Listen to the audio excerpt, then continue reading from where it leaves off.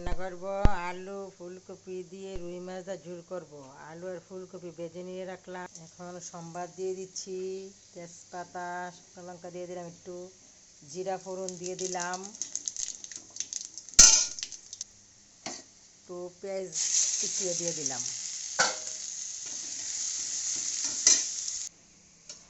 সম্বাদটা ভাজা হয়েছে, এখন মশলাটা দিয়ে দেব। এখন মশলাটা কষে নিলাম, এখন ফুলকপি আর আলু দিয়ে দিলাম।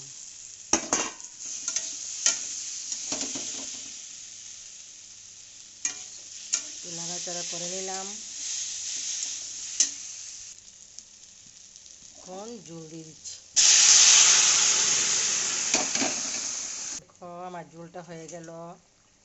এই মাছগুলো আগে ভেজে নিয়ে রেখেছিলাম, এখন দিয়ে দিচ্ছি।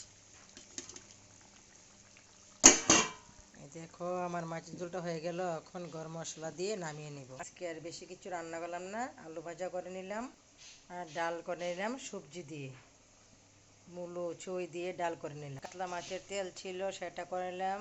যে তেলটা আমরা তো সবাই খেয়ে পছন্দ করি, তোমরা জানিও আমারে কেমন হয়েছে।